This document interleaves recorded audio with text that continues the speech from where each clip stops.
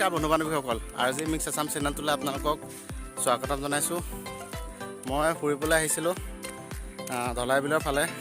চ' ভিতৰতে সোমাই একদম বৰ হৈ আছিলোঁ। মোৰ ভাইটি দীপজ্যোতি ফুৰাবলৈ বুলি লৈ আহিছে। ফুৰাবলৈ বিশেষ ওচৰত সেনেকুৱা একো জেগা নাই, তো সিহঁতৰ ওচৰতে এটা ষ্টেচন আছে, ষ্টেচনটোতে ফুৰাবলৈ আনিছে। সি কৈছে যে আমাৰ ষ্টেচনটোতে বহুত দিনৰ পৰা এখন ট্ৰেইন ৰৈ আছে, প্ৰায় 1.5 মাহমান হ'ল। কিবা আৰ্মিৰ বস্তু অনা বুলি ক'লে, চাই আহিবা বোলা বুলি কৈছে। তো সি মোক লৈ আহিছে মানে এইটো দেখাবলৈ। চ' আপোনালোকেও চাওক, মই চাবলৈ আহিছোঁ।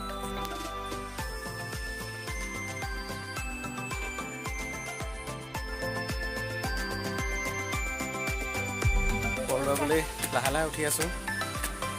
চ' আপোনালোকক দেখাইছোঁ।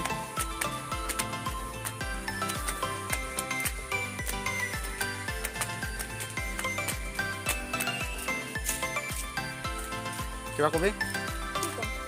সি কৰোণালৈ বহুত ভয় কৰে, সেইকাৰণে মাস্কখন এনি টাইম লগাই থাকে।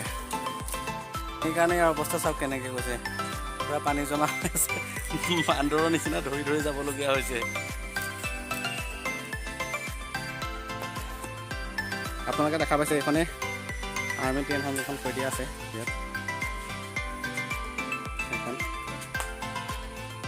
এইটোৱে সম্পূৰ্ণ ভিডিঅ'টো আপোনালোকক দেখাইছোঁ ধলাইবিল ষ্টেচনৰ।